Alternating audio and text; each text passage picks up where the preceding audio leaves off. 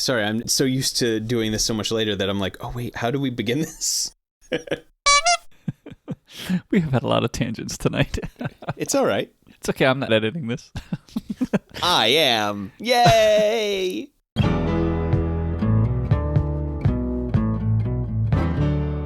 Welcome to My Hill to Die On, episode 48. Everyone has things they're passionate about. Things we want our friends to try and experience. So we've convinced each other to try different things. And we talk about these experiences to see if we can get just one more person to join us on our Hill to Die On.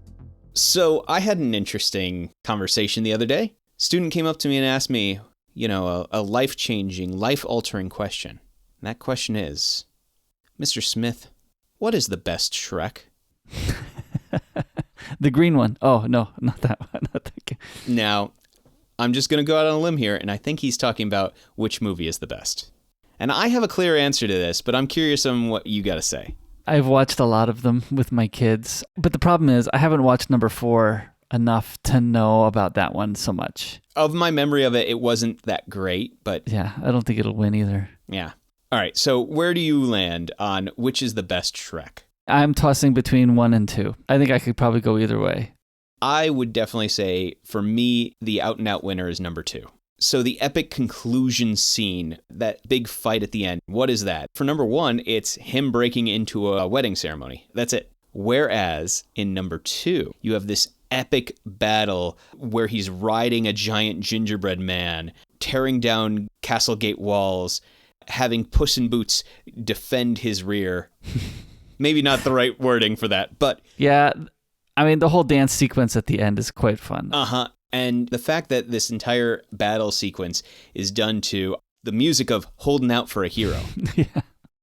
I think one of the things that I'm struggling with is, does 2 introduce too many characters? The first one is tight and neat, and it has a good message. But you're right, the ending is definitely not as flashy. Number 2, I think it teeters on the edge of introducing too many characters. At the same time, they all add a lot. All of them.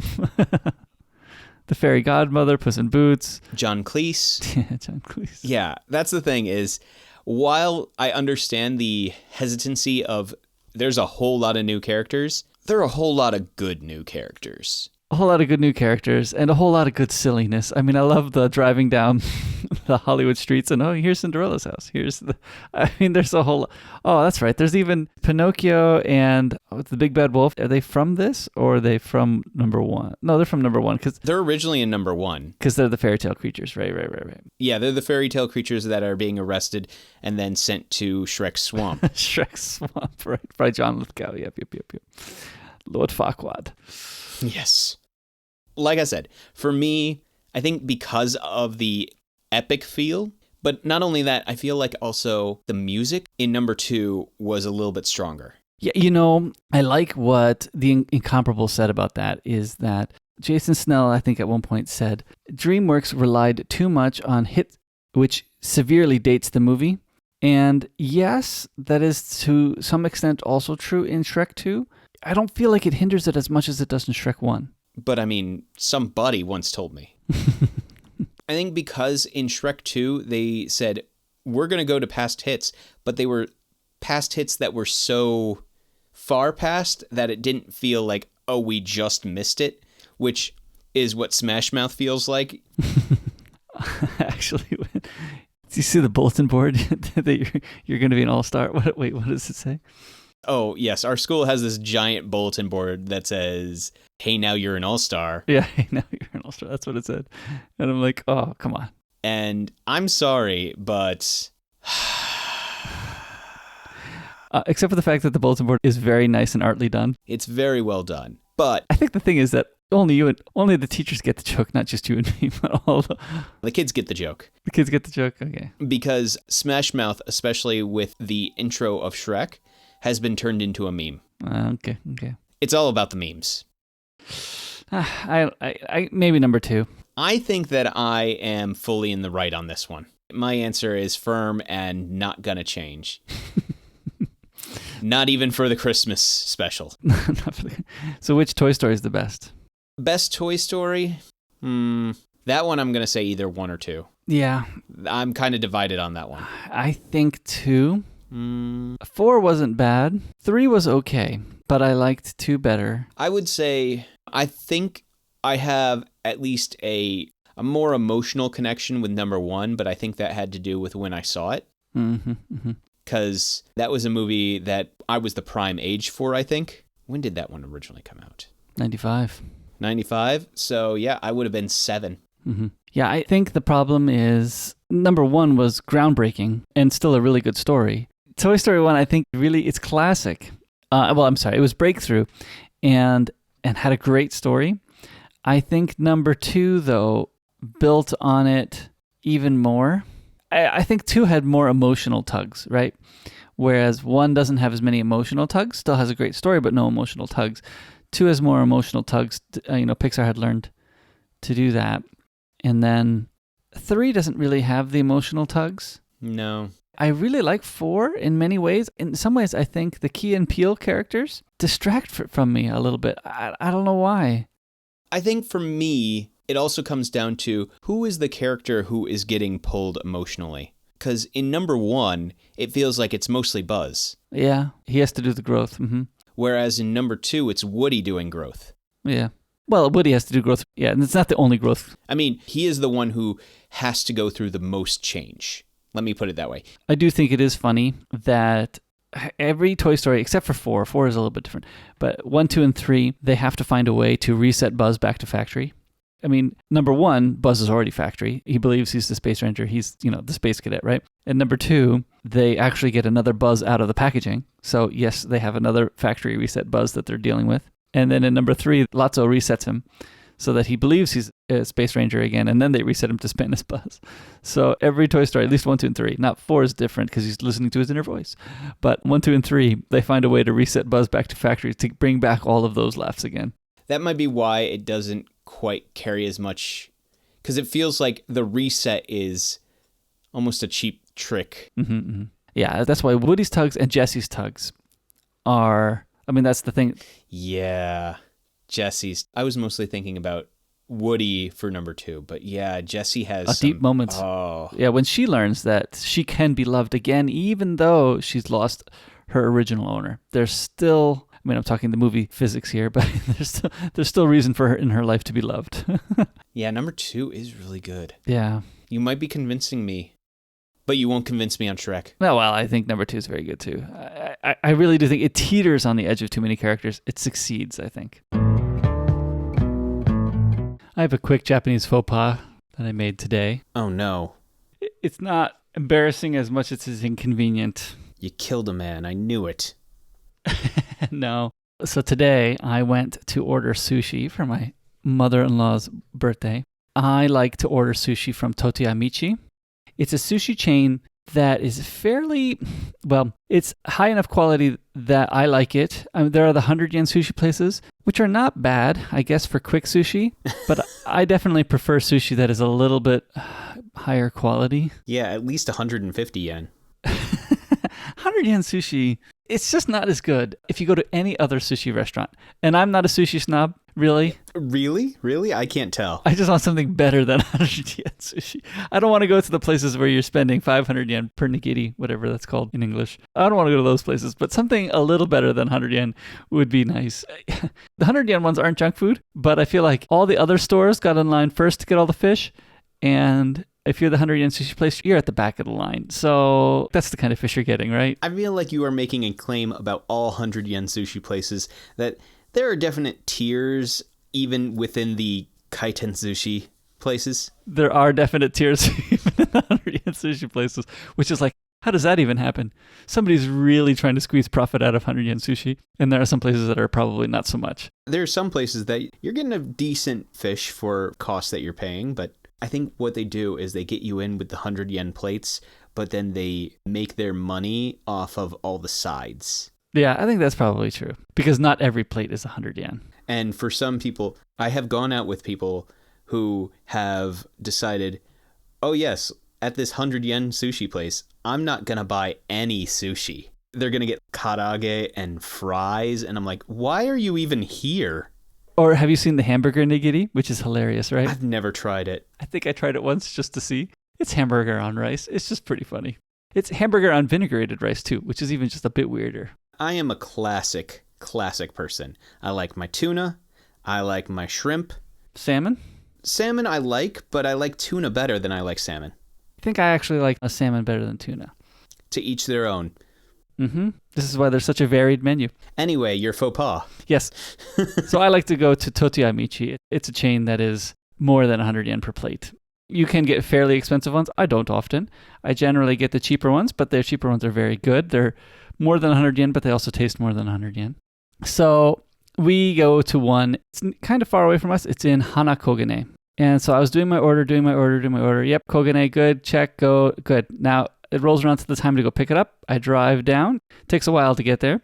I pull in. I say, my name is Rudd. I came to pick up my sushi. The girl gets very nervous. She's like, you came to pick up an order you made? What order you made? I said, the one right here on the email says 4:30. I'm showing her. She runs around, asks the sushi makers, did you make an order for 4:30? No, did you? What's going on? I show her the email again. She goes, oh, you ordered from Higashi Kogane, not Hana Kogane. Oh, no. Which is one letter difference in Japanese.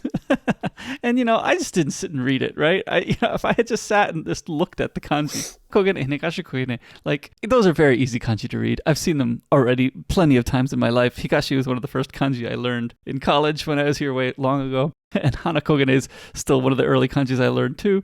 Simple kanji, right? I just didn't pay attention, right? And I'm sitting there in the restaurant slapping my head. I'm like, well, how do you get to Higashi Kogane? Before he had a chance to explain it to me, I had plugged it into Google Maps, and he's like, yep, that one right there. I was like, okay, 10 more minutes of driving and I'll get there. And I was like, stink. Wrong sushi place. I'm just glad that it wasn't one of those places that was, these two cities are named Higashi and Nishi of the same ending, but they're actually an hour and a half apart. Oh, exactly. Because there are certain cities where they're hours apart, but it's states apart, even states apart. It's yeah, well, I am used to it, so there you go. It's yeah, but I guess it'd be the same as if there was Dallas in Texas, and then if you had an East Dallas that was in Florida. Right, exactly. Mm-hmm.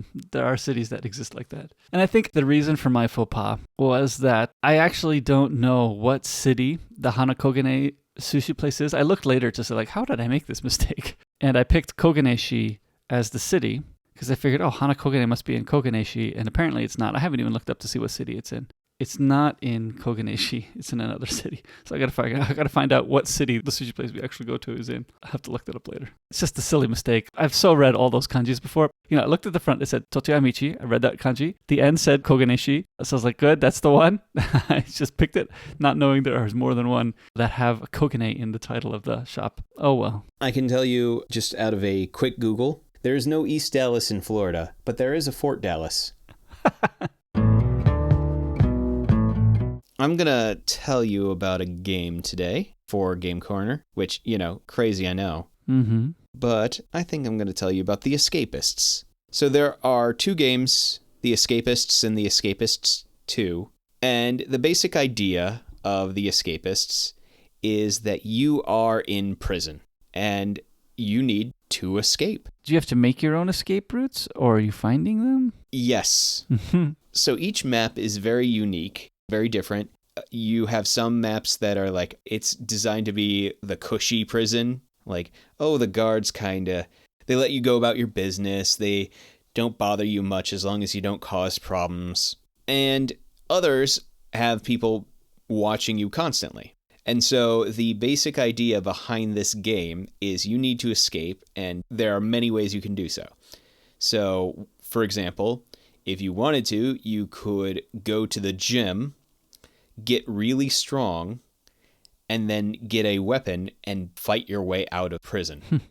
That is one option. Brute force, basically, right? Brute force it. Another option is you get some wire cutters and just get near a fence and cut your way out. Another option is that you tunnel.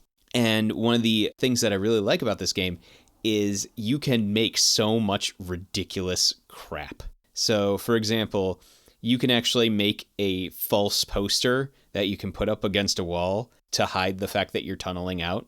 so that when the guards come to check, they just look and go, oh, it's a poster here. That's very Shawshank Redemption. Oh, very Shawshank. And it's a very silly game. You can flood people's toilets to then use that as a distraction to get somewhere else that you need while all the guards are trying to see what's going on and get somebody over to mop up the toilet overflowing. So there's just a whole bunch of different ways you can get out. It's a silly game, and one of the nice things is you can play it co-op, so you can get a bunch of friends together and work together to break out of prison. Simple artwork, very silly, very tongue-in-cheek, and a lot of the expansion packs add really ridiculous things. So, for example, one of the expansion maps is one where you play as an elf trying to escape the harsh prison that is Santa's workshop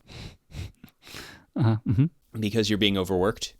The man known as Santa is keeping you working away at the toys and isn't letting you escape.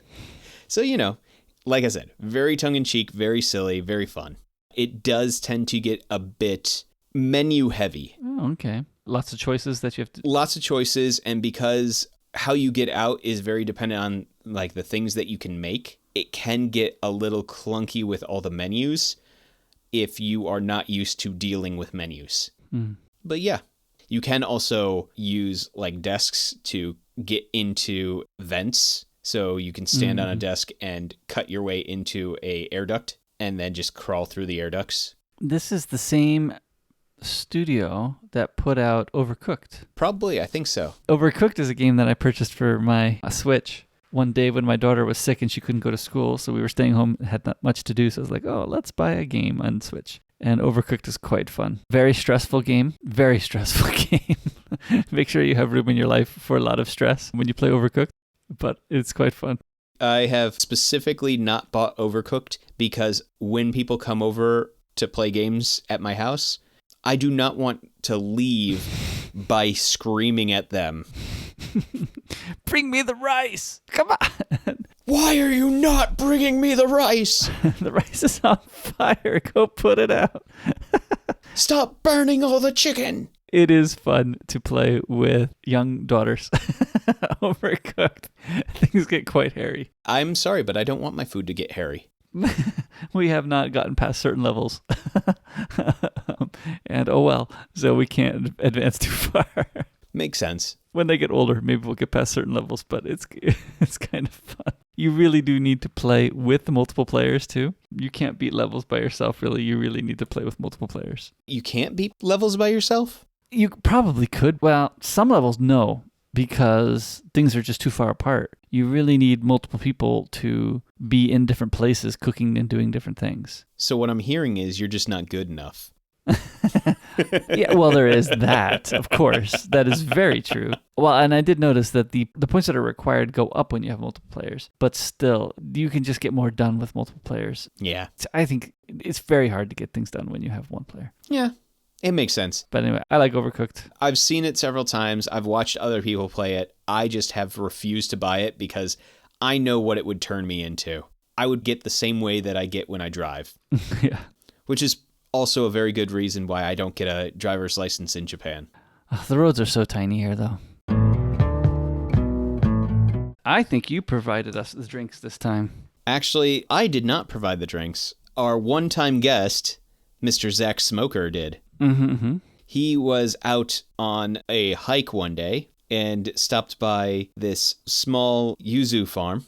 They have a place that bottles cider made from their own yuzu. It looks very interesting. Yeah, honestly, I'm really looking forward to this because I think that this is going to be good, or I'm hoping this is going to be good. Yeah, I have high hopes for this too. It's a sparkling drink with sawai yuzu. Right. Sawai, I think, is the area. Yeah. In way out western Tokyo. I see 1% fruit juice. Yeah, I see 1%. They bottle it with their own yuzu. Wait a minute. They make it with their own yuzu, but it's 1% of it. Maybe that's all you need, because yuzu is kind of strong, so maybe that's true. Yuzu is strong, but it also depends on what kind of flavor you're looking for. All right, let's give it a try, huh? All right. That is a strong smell. Definitely yuzu, though. I think that's a winner. No complaints here. Oh, I just realized there are some people who probably don't know what a yuzu is. Yeah, I was thinking that too. I know yuzu because of the Korean tea.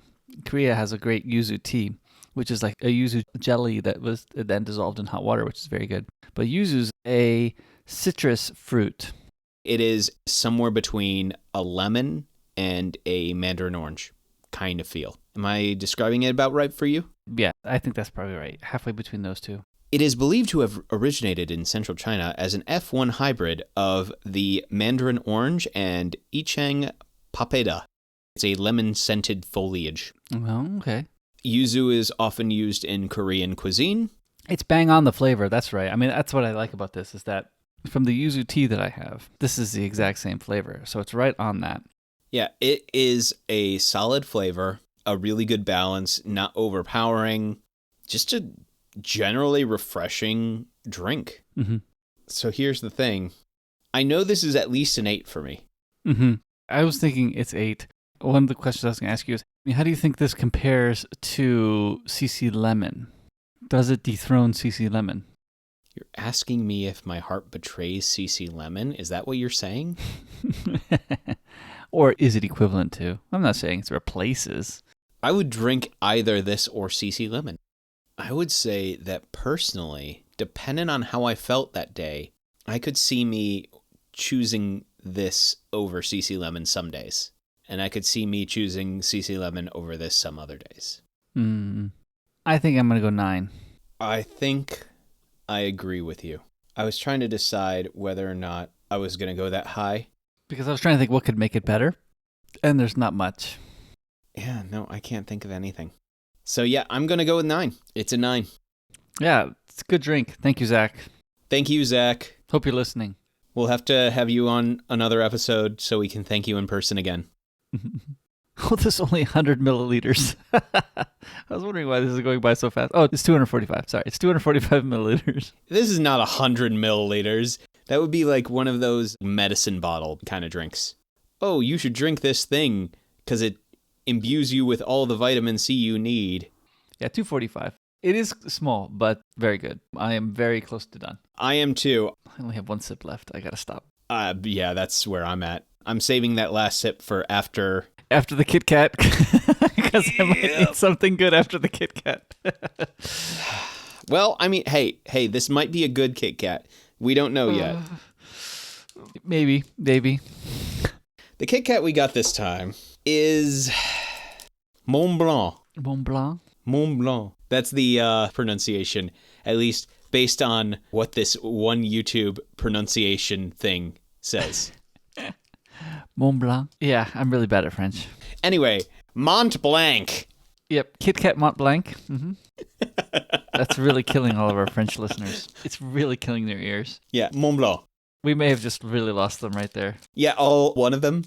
Yeah, all one of them. The wrapper is pistachio green. The Kit Kat itself isn't necessarily yellow. It's more of a tannish. Yeah, I'd say tan. Yeah, you're right.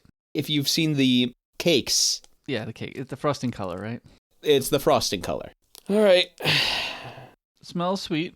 Smells very sweet. Smells almost sickly sweet.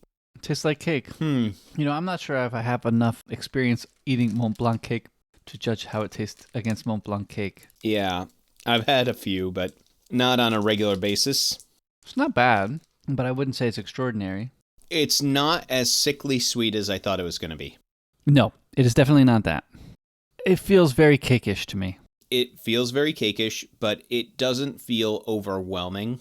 No, you are very right, though. It definitely did smell a lot sweeter than it ended up being. I think I'll even eat a second one. I think it's... I'm going to say 6 or 7. I'm going to say 6, I think. It's better than banana caramel, so 6. Because I gave banana caramel a 5. I even gave pudding a 5. Look at that. I'd say it's better than pudding. It's better than banana caramel. It's good. It's just very... Mm-hmm. Yes, that's actually what I was going to say, too. It's very plain. It's nothing to write home about. It's good. It's just nothing life-changing. It's no Choco Mint. No, it's no Choco Mint. Actually, speaking of that, Saturday, I got invited to go to this thing by a friend of the show, Zach. Oh, yeah?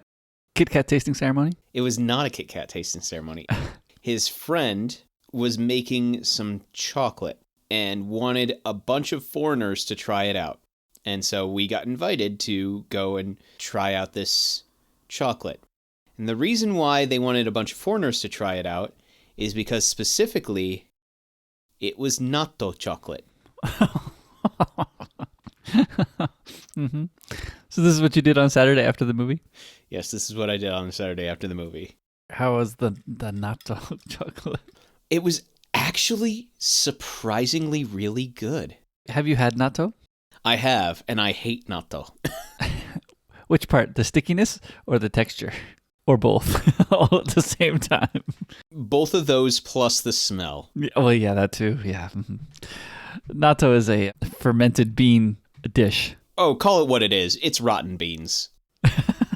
Very sticky. So much so that, my wife teaches my kids the proper way of eating natto so as not to get all the little stringies attached to your face while you eat. My kids love it, though. It's an acquired taste. It's an acquired taste, and if you're younger, I think you could acquire it faster. I can't acquire it. Apparently, I'm ancient. I chose not to acquire it. It's super healthy for you. That's the problem, though, right? I think it's very healthy food, but you have to learn how to like it, and I probably will get there someday. I have had it a few times now because my family has it constantly, but I can't get behind it.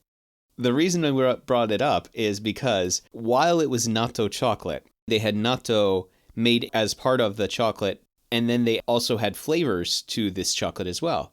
We had 4 different kinds of natto chocolate to choose from, and we got to try them all. There was like kurumi, there was a pistachio, and yes, there was a mint.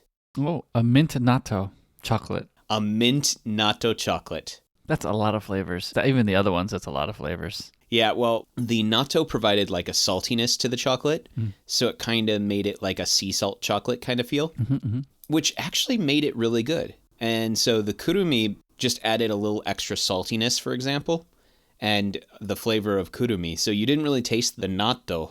Like, I would not have been able to tell it was natto in there if I hadn't gone in being told, okay, you're going to eat this natto chocolate. So, yeah, for those of you who do not know what natto is, Google it. Like I said, it's rotten beans.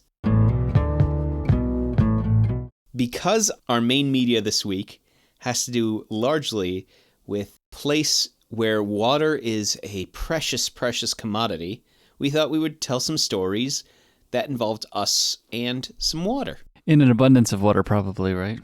At least for me, yes. Yeah, me too. So, do you want to go first, or should I? Why don't you go first?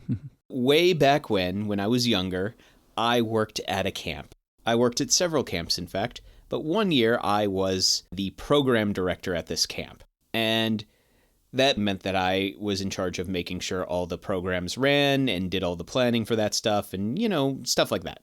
Well, partway through this summer, I suddenly didn't have to plan anything more because the camp had a bit of a rain issue.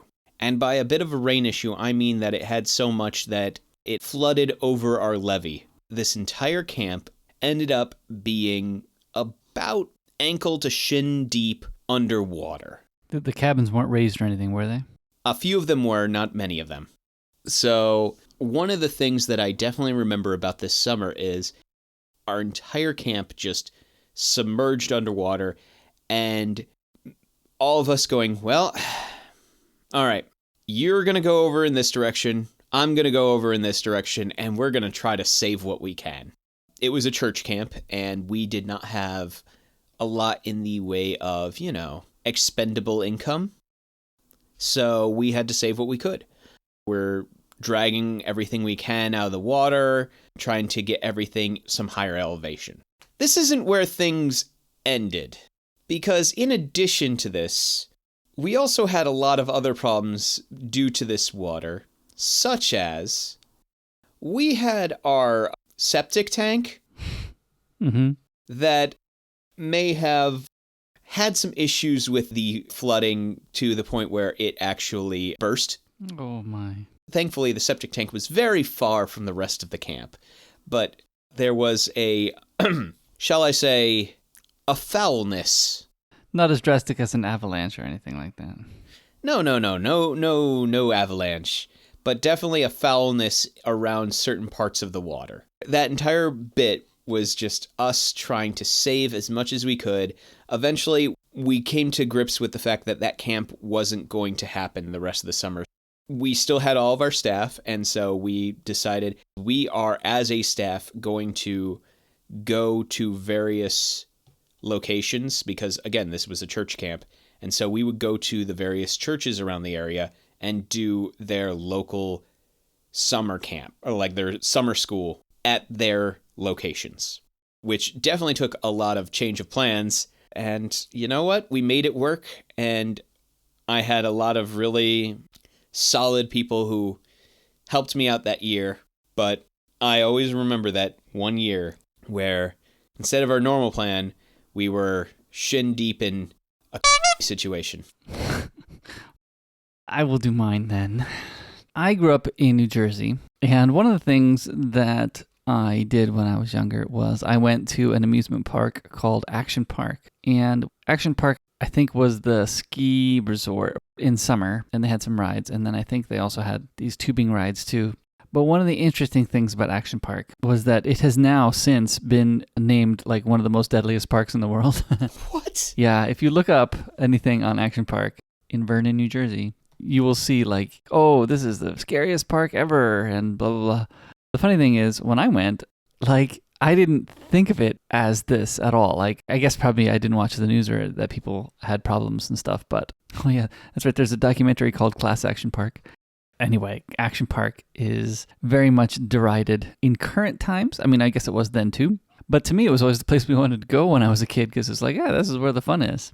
I mean, looking back on it now, I'm like, yeah, of course, this is dangerous. For instance, one of the attractions was there was like ledges of which you could jump off into a pool beneath. These ledges were like 10 feet, 15 feet, 30 feet. I forget how high they went, but they went high enough for me to get nervous as a middle schooler.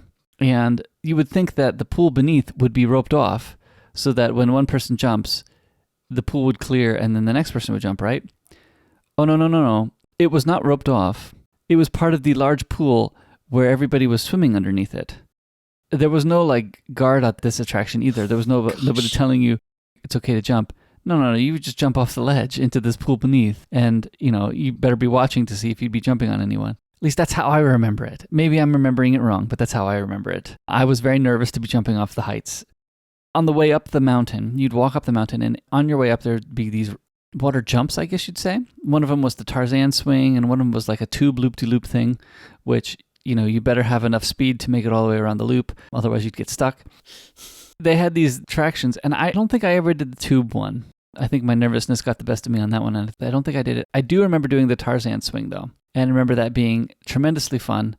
I watched one of the things, I think it must have been on YouTube. I had forgotten this, but the documentary reminded me that when you go off that Tarzan swing into the water, and so this water and the loop-de-loop water, these waters came straight from the spring, so they were freezing cold. Like the water was like 50 degrees Fahrenheit. So you'd be going off the swing and landing in this water that was super cold. I remember I did it once because the Tarzan swing was tremendous fun. But then once you land in the water, you're like, okay, the fun has ended. And I think I was like, yeah, I had a lot of fun on the swing, but I don't want to land in that water again. I think I'm done.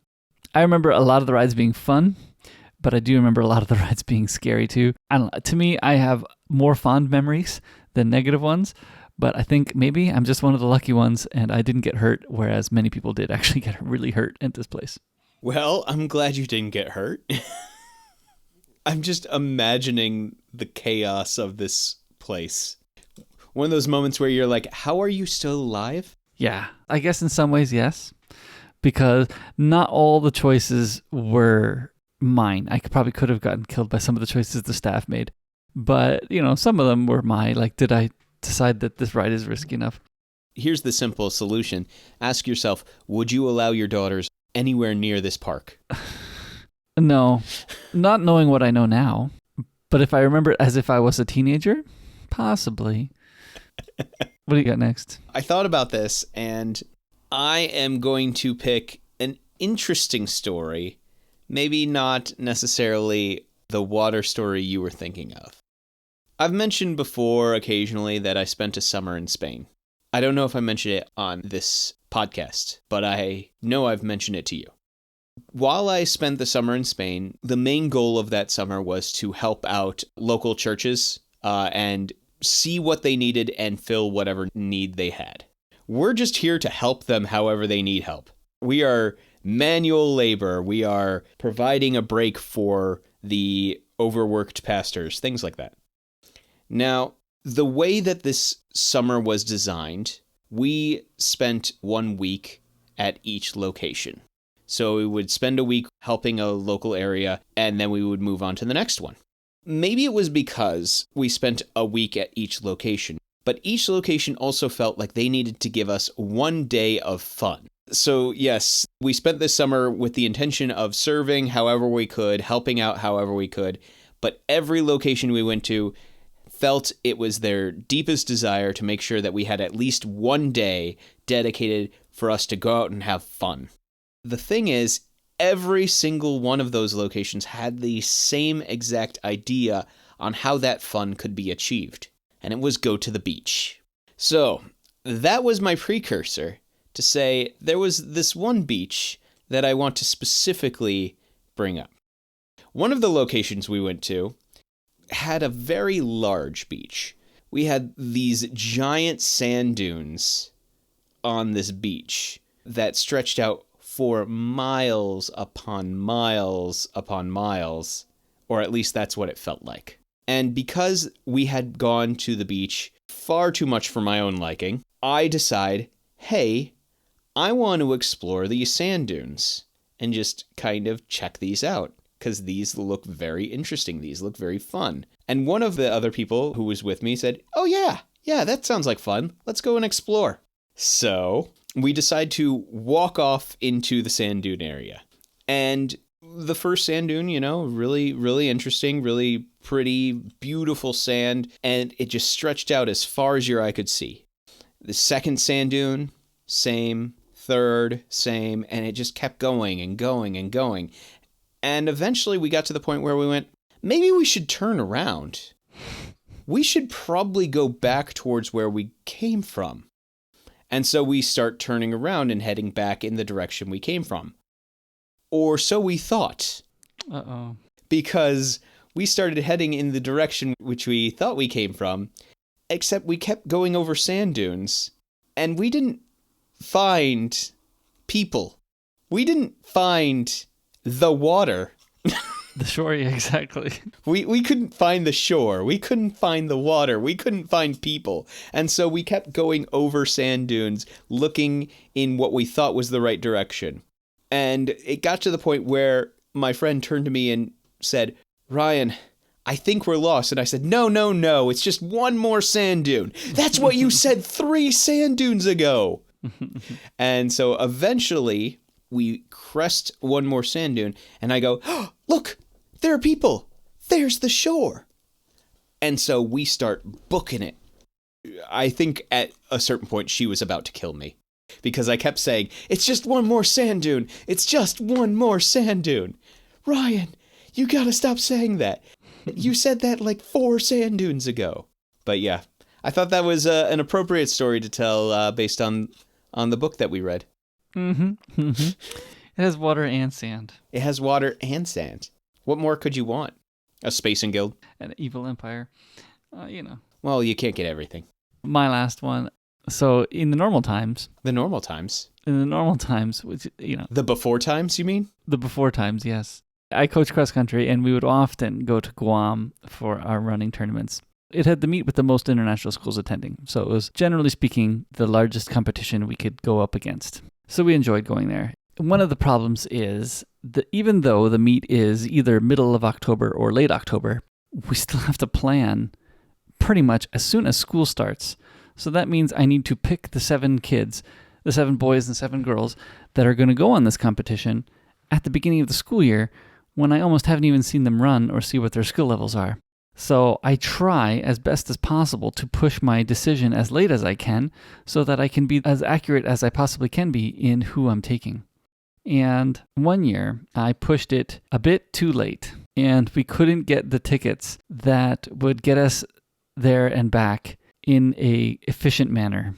I could only buy tickets that could get us there decent time before the start of the race to get moved in, get some practices in, and then get the race.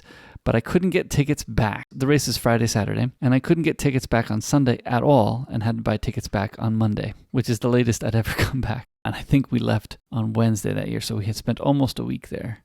Normally we leave on Wednesday from Japan, race Friday, Saturday, and return very early Sunday morning is usually what we do. But anyway, I couldn't get tickets back till Monday this time, and I was a bit disappointed. But of course the kids were like, oh, great, we missed Monday too. Exciting. And I was like, yeah, that's what it should be. So we had an extra day, and this year too was the year that a typhoon was passing over, which happens rarely. In fact, most of the time when they pass over Guam, they're just tropical storms, but this time it had been upgraded to a typhoon as it's passing over, so that got Guam very worried because 11 years prior to that was a typhoon that passed over that they had underestimated and did a lot of damage to Guam. So people were very worried that, oh my goodness, this is a typhoon. We are going to get a lot of damage. And so actually the races got delayed. They were supposed to be Friday, but that's the day the typhoon was passing over. So in the end, we ended up running both races on Saturday, which is not the best of situations. But again, many people were already, had tickets booked to leave. So what could we do? We just did both races on Saturday. And a few teams rejected that idea and didn't show up for the second race. But you know what? Our teams did fine, the ones that did it. So yeah, it's not great, but what are we going to do? We had to do what we had to do. So after everything was over, I happened to run into a few of the coaches from Guam and said, hey, we got an extra day here because we weren't able to book tickets back early. Would you be able to show us around? I've read about these waterfalls that are in the middle of the island, and is that a possibility? Is it something we could do? And one coach said, oh, yeah, sure. I've got nothing to do tomorrow. I'll take your team to one of the waterfalls. So I was like, oh, this is great. We met up with that coach and drove to the center of the island and then went on I'd say probably about an hour hike to the waterfalls. And it was quite fun. I don't know much about tropical climates, but, Guam rains every day, right? I've been to Guam enough times now to know that, it will rain at some point in the day. Count on it. Be prepared for it. If you're going to be outside for 2 to 3 hours like we were, count on it raining. It will rain. But one of the things you don't count on is the ground. It rains so often that under most cover in most hiking situations, the ground never dries, ever. So it's super muddy, super slick. So that was the biggest surprise to me in this hike. It's like, oh yeah, I've been on hikes, no problem. But I've never been on hikes where the ground is just soggy the whole time. Your feet sometimes sink in, you slipping down some of the clay type things. I didn't count on that. That was news to me. So we all got nice and dirty on the way to the waterfall. We had a great time swimming at the waterfall, and then we hiked back. But yeah, I just didn't count on the amount of dirt I was going to get on my clothes. I think I did end up throwing away my socks because I think I was able to clean my shoes out fairly well, but my socks just stayed completely brown. They got stained by whatever clay thing we hiked through. And I was like, I don't need these socks. I'm done with them. But it was a lot of fun. And I'm glad that our team got to do that because that was definitely something special that none of the other teams got to do ever since I've gone to Guam. Hiking to the waterfall in the middle of Guam. I don't even know what the falls was called, but it was great. And I'm glad we had a coach that brought us there because his directions were like, we hike to this tree, and then we hike to that tree, and then we hike to that tree, and then we're there. And I'm like, how do you remember these trees? So I'm glad he brought us. What you're saying to me is that one team got to have that. So why don't you just plan to return on Monday every year now? Yeah, I don't think it was worth it. It was fun, and it was team building. But I think we had plenty of other team building things that were just fine. Speaking of water, generally speaking, when we go to Guam, we stay in the hotel called the PIC. And pretty much the reason is because that hotel has the best pools. Like it has its own mini water park that you can play in. It's not big, but it is very nice.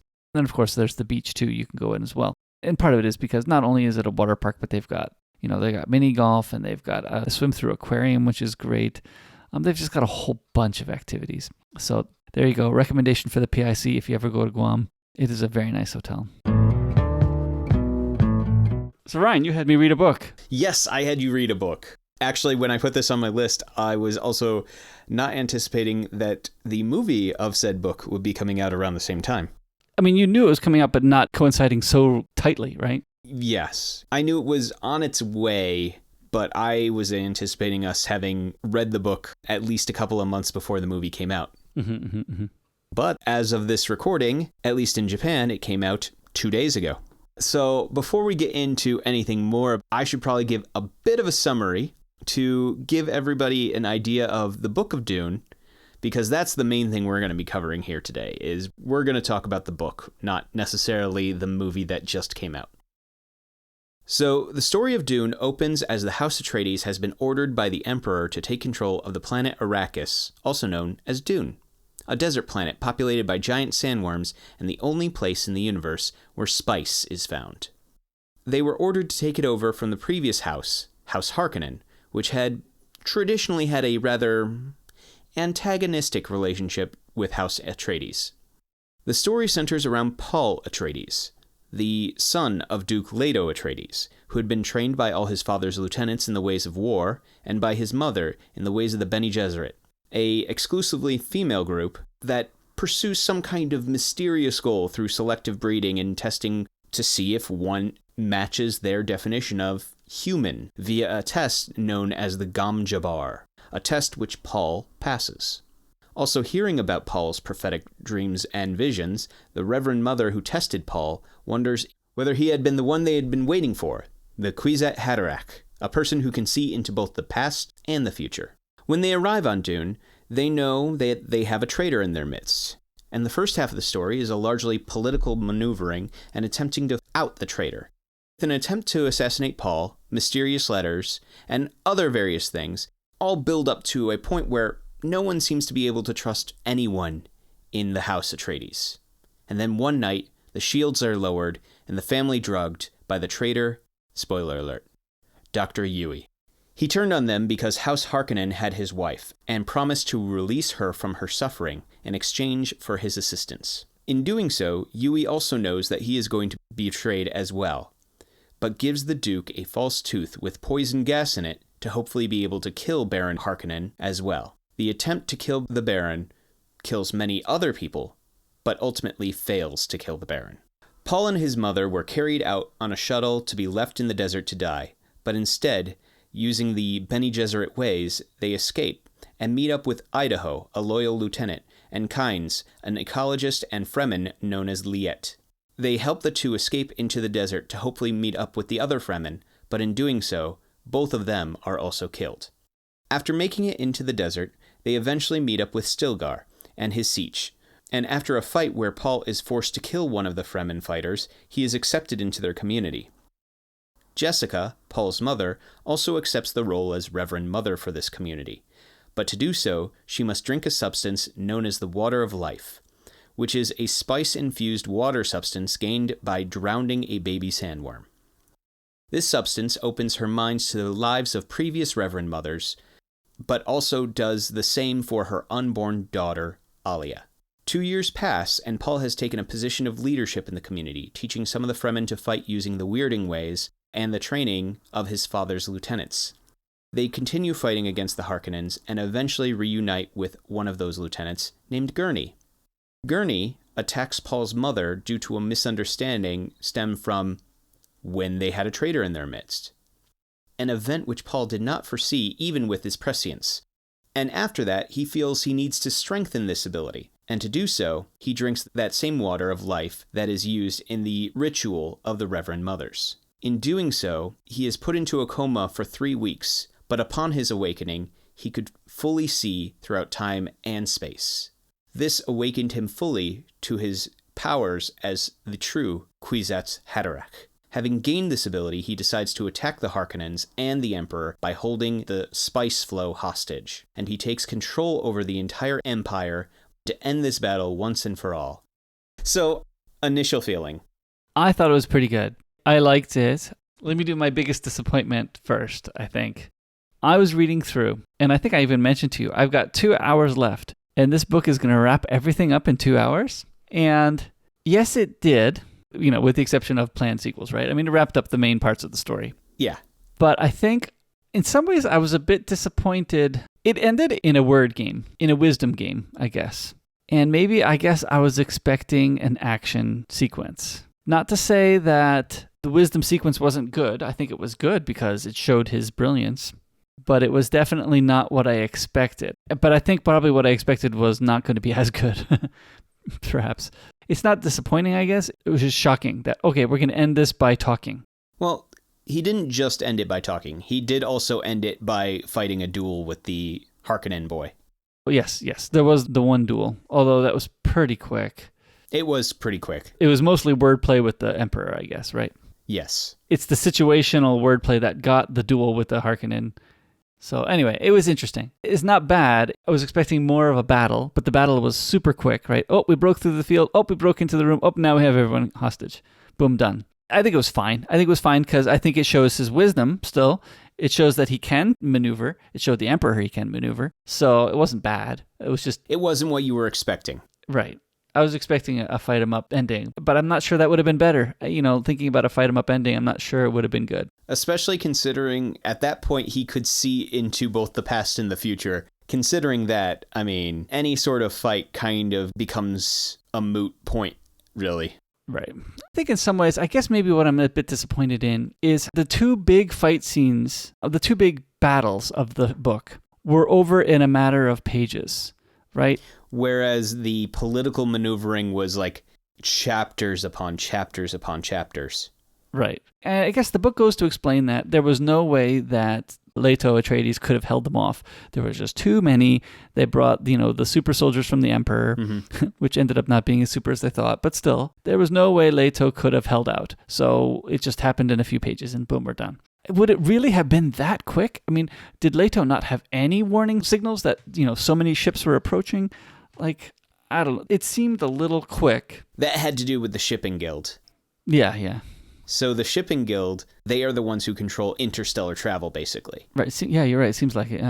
Because one of the things that's not really addressed too much in this book, well, it's hinted at in this book, is the fact that they are dependent upon spice. Mm-hmm. And the reason they're dependent upon spice is basically they're trying to tap into the same future-looking abilities that Paul has. And that's how they're able to do the interstellar travel. They're tapping into that future knowledge to be able to travel at very fast speeds and know, okay, this is the correct path to get there and not hit something. Oh, okay. Yeah. That's not as laid out in this book, yeah. Yeah, it's really not laid out in this book, but that's the main gist. Okay. I knew it was important, but I thought it was more of a fountain of youth kind of thing. No, it awakens their minds, basically. The Bene Gesserit, to become a Reverend Mother, you have to drink a substance very close to the water of life, even if you're not on Dune. So the Bene Gesserit Reverend Mothers are also dependent upon spice. All these shadowy organizations that are behind the Emperor and behind all this other stuff going on are all dependent upon spice. And so that's what makes his threat of, okay, I'll destroy all the spice. That's what makes that such a, we can't do anything to this guy kind of move, because they're all dependent upon it. They can't live without it. I guess so. That does explain then exactly why he didn't quite have any warning signals that all these people were coming, is because, of course, the only people who could have warned him were the people who were paid to bring the people, so they weren't going to tell him anyway. Yeah. So yeah, it just seemed like those two battles were very quick when I kind of expected more all-out wars, but yeah, that's fine. Here's one thing that I will tell you. So for those of you who have not seen it, I am going to tell a little bit about the movie, because I saw the movie yesterday. So one of the things that they did change is they cut down on a lot of the political maneuvering and replaced it with action sequences. Interesting. They do have some of the political maneuvering, but a lot of it has more of an action sequence. And I think they do very well with it, but I think that opens it up to a broader appeal. I think what you're saying is a true criticism of this style of writing, but I think part of what he does is he focuses in on making these very realistic political science maneuverings and very focused on economy and ecology and how everything works together very realistically.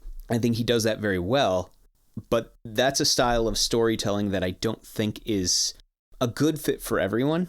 For example, we have a coworker who has tried multiple times to read this book, and they have not finished this book because they cannot get past all the political maneuvering. It feels too languid a pace for them. Yeah, I think the audiobook helps with that because it just keeps you moving along anyway. But still, I mean, early on I thought that it was pretty good. I mean, I liked all the discussion that Leto had that said, oh, okay, we're going to take this note. It says it's my concubine that's the traitor. And we're going to pretend to believe it, but we're not actually going to believe it. We're going to keep checking into other things. Like, I mean, it showed his wisdom in some of this maneuvering. It's like, okay, we're going to pretend that we fell for the trap, but we're going to keep our eyes open for the real trap. I kind of liked some of that. Yeah, I thought it was excellent. Again, it comes back to the fact that this book nails down on the political machinations, on plots within plots within plots. Yes. They really get that down very well. In some ways that almost made it spinning for me, but not really. I was able to just keep up with it, I think. I think, yes, if I had not either been paying close enough attention to the audiobook, I could have been spinning some more and then not understood what was going on. But I mean, yeah, I was able to concentrate on the book often enough that I could keep up with it. And one of the things that I really like, when I said like he really gets into the economics and ecology of it all, is this idea of, oh, there is this one substance that everyone in the galaxy is reliant on. If that's the case, this becomes your currency. All of these different things had to work together to make sure that the spice must flow. I did like also, speaking of monetary value, I did find it interesting thinking of water as money. That was an interesting thing to think about. Yeah, well, if everybody's dependent on it, like melange or water or all these different things, that is what is money. That is what you trade for. I mean, it's anything that has scarcity becomes valuable. I mean, I did. I thought the world was great. I thought the book was very engaging. And I think that had a lot to do with the characters. But I guess now talking with you, I do realize it probably also had some to do with the political intrigue as well. I think for me, the thing that brings me to this book, that I point to this as a great book, one of those things that brings me back to that idea is the fact of it is a believable world. The world building is very well thought through. And I think that's one of those things that I really love about this story. They get the politics, they get the economics, they think through the cause and effect very well. And I really like that. That's not to say that there aren't problematic things in this book. There are a couple of things I have problems with that we can talk about later. Right. With the world building being so well thought out, as you learn about the world, everybody's actions beforehand had made sense. I mean, it makes more sense. Those things that seem odd at the first glance, when you realize the full subtext to everything that's going on, you're like, oh, now I get why they did that way. It completes the picture. All the decisions they make, once you have the full image of what's going on, you're going, okay, it makes sense that you would act this way, that you would do this. It makes it more real when you learn it like that, I think. Because if it was explained to you, we're doing it because of this, then it's like, oh, okay, that's contrived and we're passing it on. But everybody's just acting the way they need to be, and you're learning about it, and it makes sense as you're learning about it, I guess. Something like that. I think I'm not doing a good job putting it into words, but one of the other questions I have that I'm not sure I quite fully understood. You kind of figured it out early on when you realized that the Harkinans weren't respecting the Fremen, that obviously the Fremen were going to be a big part of this. Okay. They're making them the lower class citizen, therefore they're going to have a big part in this book. And they're not going to turn out to be the lower class citizen, which is great that they weren't. I liked that the Fremen were even then trying to terraform the planet. But the question I have is, how does terraforming the planet affect the makers, right? Affect the sandworms? You mean like because you know that water is poison to the sandworms? What they talk about doing is that there will be an area that has water, there will be an area that has all this, but there will still be a desert. All right, let's do titles. I think that there were a few times I was like, oh my goodness, another title. Like Gongjabar, Kwisat Sarak, so many weird words. And I'm like, wait. And again, because I'm listening to an audiobook, it's not like I can spin back the pages and like, what was that again? We talked about that on a previous page. Oh, especially because he's got like 5 Fremen titles too. Yeah, my goodness. I was like, okay, wait a minute. That one means he's this. And that one means he's this. The Gongjabar one, when they mentioned it again at the end of the book, I was like, wait a minute. What was that one again? Oh, yeah, that was the test. Okay, yeah, okay, all right. Yeah, there was a few of those titles where it's like, whoa, so many titles. I don't think this is a criticism because I don't think it was bad, but there was a lot of mythology and it was a little bit hard to keep track of the mythology, but I was able to do it. Yeah, it helped that I had read the book in print first because of how many very unique choices of words there were. Seeing it in print as much as I had in the past really helped me. Yeah, so I mean, I think it's fine, but I was spinning toward the end. I was like, whoa, Gong Jabbar, what was that one again? Oh, yeah, okay. That's when he had to stick his hand in the box, right? Okay. Oh, I will say also, having read this first, when I heard the audio of it later, all of my pronunciations of things were different from what was apparently the real pronunciation. It's okay. I'm listening to the book and now I'm actually seeing some of these names in the IMDb page. And I'm like, oh, okay, that's how you spell it. I mean, Duncan, Idaho, I figured out, but let me tell you some of the other ones. Well, that's one of the interesting things is like you have a lot of like very well thought out, interesting names. And then there's Paul.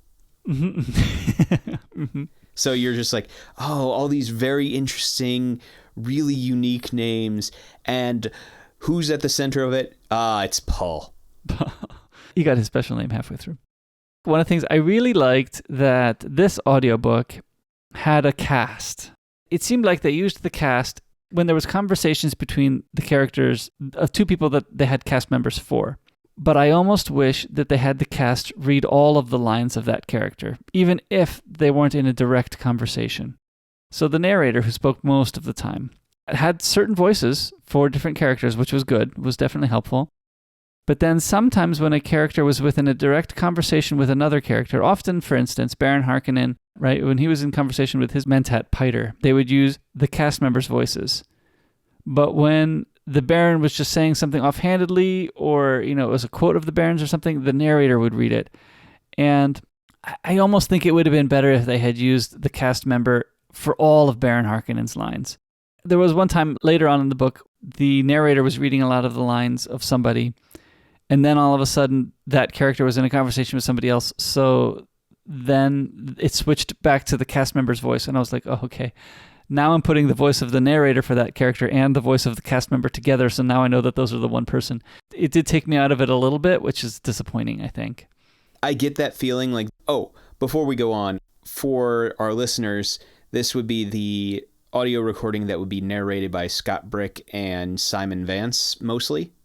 It says, read by Simon Vance with Scott Brick, and then a whole bunch of other people that I am not going to attempt to read all their names because I will massacre half of them.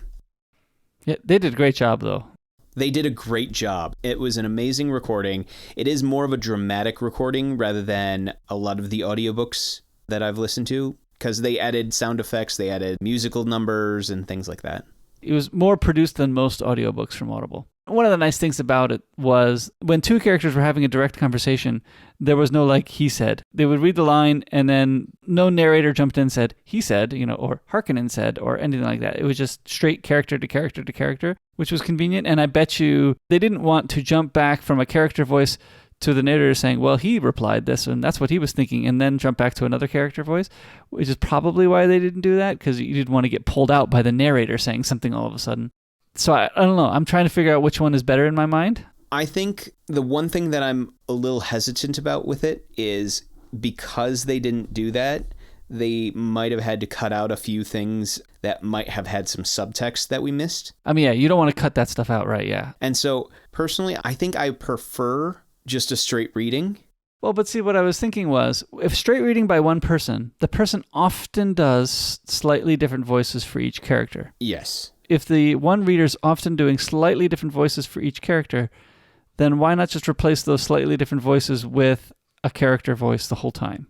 I think I'd be fine with that if they made sure not to cut anything that included any subtext. So it would have to be an unabridged version for me, which might include some, you have another voice, and then he said, which might be a bit jarring. Or he said under his voice, when the character actor actually said it under his voice, right? Yeah, I know what you mean. Yeah. Because the character actor is following the instruction of the text, and then you hear the instruction of the text right afterward. It's hard for me because I would love it if the character actors could convey all that definitely 100% of the time, but maybe not. So I think for me, I personally would like to err on the side of straight reading. But then again, I did like the fact of having multiple actors in here. They definitely helped shape the characters, as an actor does in a movie, right? I didn't get to see the Dune movie yet, but after listening to the book, looking at the cast in IMDb, I was like, oh, okay. I mean, I didn't picture Josh Brolin's character, Gurney Halleck, right? I didn't picture Gurney Halleck as being that old. I always envisioned Gurney as not just not that old, but I also envisioned him more jovial, because he's supposed to be like, yes, a warrior, but also often described as a troubadour, as a bard, as a singer. So, yeah, interesting. In addition to everything I talked about earlier, one of the other reasons why I wanted to bring this book up as an important hill was not necessarily because of the book itself, but because of all of the things that it influenced. Because this book has influenced a whole lot of other things, including Star Trek has said that there has been some Dune influence. Star Wars, the book Kingkiller Chronicles, has been said that they were inspired from part of it. Nausicaa has said that they took some inspiration from Dune. So many things have been inspired by Dune. Sci-fi in general owes a lot to both Dune and Foundation as like kind of a big jumping off point for a lot of modern day sci-fi, because I feel like those two books led to the books of like the 80s and 90s being written, and then the books of today are even based on those ones because all those authors are being influenced by the people before them. So Dune has had a large amount of influence on a lot of sci-fi of today. I have questions about the movie. Okay, well, before we get into the movie stuff, I do want to do my small caveat. Having reread this recently, it had been years since I had read it, but having reread this recently now, I do have to say that despite all these things I have said, there are some problematic choices that I don't think that it's necessarily my place to say this, as I'm a straight, white, cisgendered man. But I have some problems with some of the representation in this book. Let's start with the first one, the role of women. In this first book, there are basically like two major women in the book, and it's Jessica and Chani. Mm-hmm. And if you think back on like the main breadth of their personalities, a large part of it centers around their husbands. And so there's not a whole lot of depth to their character outside of that. Like, they have one thing about them. Chani's main deal is all about Paul. Mm-hmm. It's a lack of three-dimensional women. I felt like the women could have been better written. Yeah, I guess the only other job she had is assisting Paul in the cultural things. Yeah. Which I guess is still in assistance of the male. Yeah. And so like her main purpose was to like be there as helper to Paul. Like that was her whole purpose in the plot. She didn't have any purpose outside of Paul in the plot. Yeah, to bring him up to all the cultural things that he needed to know about becoming a Fremen. Yeah, and I think that was my issue with it. The two largest female characters, so Chani, her main purpose in the plot is to basically just be a helper to Paul. She doesn't have a motivation that is shown in the book outside of help Paul. And Jessica's main goal throughout like most of the book is do whatever I can to keep Paul safe. Even becoming a reverend mother for the Fremen was, I am doing this to keep Paul safe. And in some ways to keep herself alive too, but still for Paul as well. And maybe I'm being a little too harsh on her, but that is at least how it feels. So that's the first thing. And the second thing is Baron Harkinan.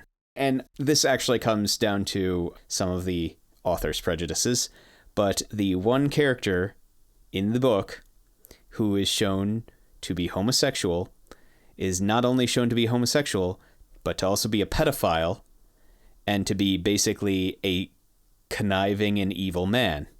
This is a type of coding in books that gives people that kind of impression that all of these things contribute to making somebody evil. I see what you're saying. I'm assuming you're not fighting the pedophile one, but the lumping... No, I'm not fighting the pedophile one. It is solely the fact that, like, at least in all of the books that I've read from him, this is his one gay character. Mm-mm. And I don't know if I have the right words to phrase this other than he is creating a false equivalency of, like, gay and pedophile and gay and conniving evil man. That's a false equivalency. All right, so let's talk about the movie. All right, my first question is, this was a shock to me later when you pointed out that this is going to be the part one of the movie. So where does it end? So right after he kills Jameis and they're heading towards the siege, that's where the story cuts out. Even before Lady Jessica becomes the mother of... Yep, before she becomes a Reverend Mother, before they've gotten to the town, that's where it cuts. Okay. And the reason why they do that, or why they can do that, is because a few things. Number one, they added more to the intro. Okay. Well, the more fighting, I guess, right? Well, there's more fighting, but also, you know how the book opens with him on the shuttle going to Dune. The movie opens with the order coming down from the Emperor to go to Dune. Oh, okay. So it starts ahead of it. So it starts a bit ahead, adds a bit more prep time where everybody's getting ready and getting packed up. There are a few things that were added that were in the book that I feel like if you've read the book, you're seeing certain things that are happening and you're like, ooh, but they never draw attention to it. Now, let me just say right now, it is a very beautiful movie. That was my next question. Of course, it's Denis... I don't know how to say his name. Denis Villeneuve. We've talked about The Arrival from him. Oh, he did Blade Runner 2049, which is, again, it's a very gorgeous movie, very slow-moving movie. Slower than Arrival, but very beautiful movie. He has done a couple of movies, but the only ones I've actually, I think, seen are Arrival, Blade Runner, and Dune. So yeah, I am looking forward to seeing it because I know he makes good-looking movies. And I think this story would benefit from a director that would make a beautiful-looking movie because I think there's just, again, a lot of scenery in this movie that is described very nicely. Oh, it is absolutely gorgeous. I'm just going to say that right now. It is an absolutely gorgeous movie. Yeah, so I think a director like this that will take time to display the scenery is beneficial. That's kind of what added nice padding to the movie Arrival, too. I mean, we read the book, right? And the scenery made things even nicer. So, for example, one of the things that stood out to me was in one scene, you see the mouse, Muad'Dib, the mouse that Paul bases his name on. They show the mouse standing on the sand, water starting to develop on its ears, and then it using its hands to brush the water from its ears into its mouth. Because later in the book, he says, Muad'Dib, this is the mouse that is able to make its own water, is a teacher of young boys. It shows people how to live in the desert. And even in this small action, you are seeing that very thing. Every once in a while, you get cuts of... So early in the book, they talk about the bullhead of the bull that killed the Duke's father. So every once in a while, you'll get a cut at where that bullhead is in the Atreides house. Usually done very interestingly and very beautifully, like a very beautiful shot. So does that mean that the primary conflict in the movie is the losing the control of the planet back to the Harkonnens, right? Yeah, that's the main thrust of the movie. Yeah, I mean, that is a big issue. So, I mean, it's basically a sad ending. They've lost everything. Kind of. It's a sad ending, but ends with the hopefulness of, hey, he's joining with the Fremen Siege. So Shani's only in the movie for like the last 20 minutes or something. She's also in a lot of cutscenes. Why do I call them cutscenes? Some of his visions where he's like waking up and seeing visions of the future. Okay. Right, because he did say that, like, oh, this is the woman I've been seeing. Because they didn't explain what he saw in the visions. They just explained that, oh, yes, this is something he's seen in the visions, right? Yes. And supposedly his visions were supposed to be like glimpses of that future. Yeah, in a movie, you'll have to show them earlier. You can't just say, oh, yes, I've seen this before. I think the movie is very well done, but they do cut out a lot of the political intrigue stuff. So much so that a couple of pretty major plot lines had been cut. And I don't know how they're going to deal with not having it in there for some of the character choices for later. For example, in the movie, they never mention... I don't know how much I want to spoil for you. Well, I've already read the book, so I already know what's going to happen. Okay, yeah, good point. They never mention in the movie that anybody doubts Lady Jessica. Huh. Yeah, how are they going to solve that? Yeah. Because Gurney's going to come back and attack her. Maybe they have him be lied to at a later point? Yeah. I mean, because we might see his life aboard the smuggler ship, right? And Harkinan can spread his lies still. Mm-hmm. But yeah, that's one of those things is like nobody had any doubts about Lady Jessica. In the book, she's thrown a lot of shade already. So this was part of your problem earlier. But is there a lot of shade thrown on her in the movie too? No, actually, she takes a pretty prominent role throughout the movie. Changing of times. Good. Yeah, actually, that's one of the other things is I told you that there's basically 2 major female roles in the book. Well, technically 3 if you include his sister. Yeah. But she's not in the movie because it's only the first half. I mean, I was looking through the list of characters from this Dune and the other incarnations of Dune on the screen, and I was noticing that, oh yeah, some of them have Aaliyah. This one doesn't have Aaliyah. And I was like, And then you said, oh, it's the first half. I'm like, oh, that's why it doesn't have Aaliyah. This one, they also change Kynes into a female. So it's Chaney's mom instead of Chaney's dad? I assume it's Chaney's mom instead of dad. They haven't gotten to the point where they reveal. Oh, where that's revealed yet. Yeah. That's after. So I assume it's Chaney's mom, but... Yeah, I guess for all we know, it could be Chaney's aunt, right? I mean... I don't know. But I felt like the actor did very well. Changing Kynes from a man to a woman did not change the character in any dramatic way. They were still an ecologist. They still helped the Atreides when it was necessary. They did change a couple other things about the character, but things that would have changed whether Kynes was a man or a woman based on how they chose to do the movie and cut out certain things.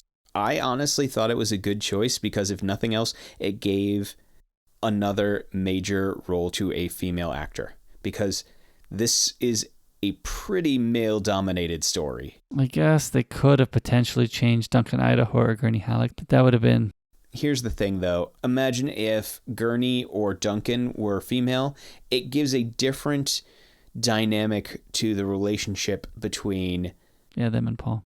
But yeah, changing Kynes was one that it wouldn't change the character. You don't want to change too much so that it changes the characters and changes their character arcs, but you also do want that same representation in these stories. All this to say, I think how they did it in Dune with doing it with Kynes was a great choice. I felt like it worked. Let's sum it up. To sum it up, I feel like it's a very good book that has had a whole lot of influence on a lot of different sci-fi stories and stories in general, and has been very influential. Yeah, I'm glad I've read it because I think what pushed me away from reading it earlier was the fact that I had heard there were many screen incarnations of it that didn't turn out so well. So because there were many screen incarnations of it that didn't turn out so well, I was like, well, the book must not be that good either. So I'm glad that you had me read it because that's not really the case. That was a misconception.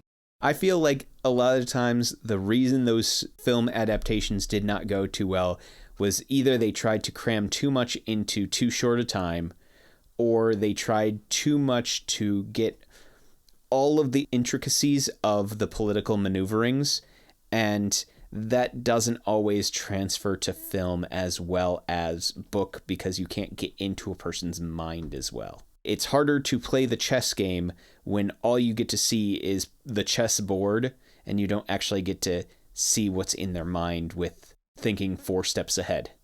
At least that's where I feel. So Ryan, next time I have a Korean TV show for you. Okay, I'm intrigued. Tell me about it. It is a Netflix show called Vincenzo, who is a Korean raised by Italian mafia, returning to Korea and bringing his mafia ways with him. That is the one-sentence overview. It's a very fun show. It is a 20-episode show, so you will want to get started pretty soon because it is a 20-episode show of basically an hour-and-a-half episodes, or hour and 20-minute episodes. So it is not short, but it is fun. I very much enjoyed watching it, so I hope you will too. All right.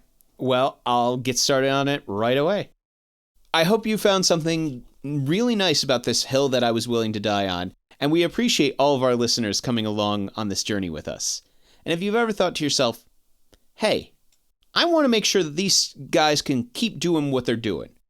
I really like these guys and want to support them in some way. Well, know that you can.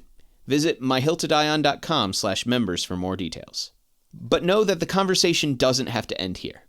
The discussion can continue with us through Reddit at subreddit myhilltodieon, or by contacting us through Twitter at myhilltodieon, or you can reach us by email, which is myhilltodieon@gmail.com. And finally, we upload all of our episodes to our YouTube channel, which is also named, say it with me now folks, My Hill to Die On.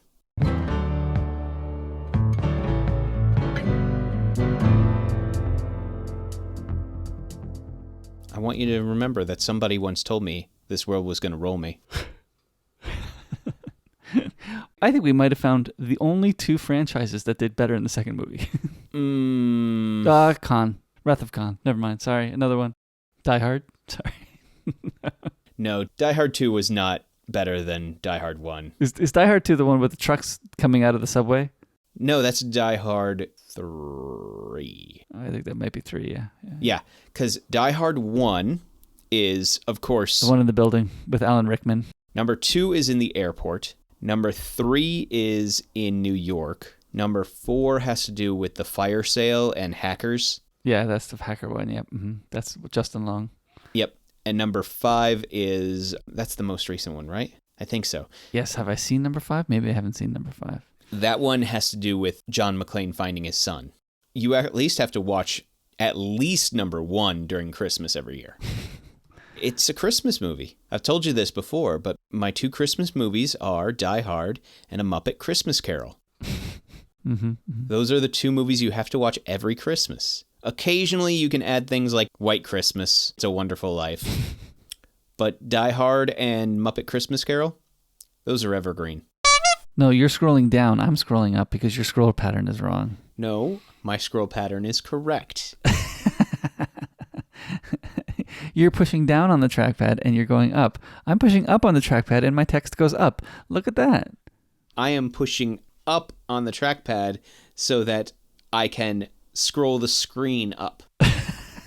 Your screen is moving? Sorry, never mind. All right, sorry. I forget what I was saying. I was talking about the ratings of Die Hard, but yeah, we might cut some of that, so that's okay. Hey, the ratings of Die Hard are important. Release date was October 22nd in the United States. Hasn't even gotten out yet. It came out earlier here. Weird. If we could edit this and release it tomorrow. Sorry, we're going to give spoilers to the whole world. Yeah. Or to all of America anyway. Let's be fair. We're not going to edit this and get it out by tomorrow. I know how long it takes me. It's not going to be tomorrow. Don't. I have one that I have to edit and put out first anyway. Yeah. That assume that you could get yours edited out by tomorrow as well. Yeah, not really going to happen. Sorry. Not really going to happen, no. One sec, I'm going to look up how to actually pronounce this. Good, I'm glad you are. The Quitsat. Yeah, that's a hard word. Yeah, why do I have to say this word? Quitsat Haderach. Quitsat Haderach. Is it Quitsat Haderach? Not Sadarak? I always heard S, but maybe it's because it's an audiobook. Yeah, so it is spelled KWISATZHADRERACH. Quitsat Haderach. Arg. I'm going to go back to the previous page just to see and make sure I am set. So, Quitsat Haderach. That's all. All right, so that's how I'm going to say it. Quitsat Haderach. an event which Paul did not foresee, even with his prescience. There are so many stinking hard words in this one. Yeah, I have something to say about that. Yeah, I do too.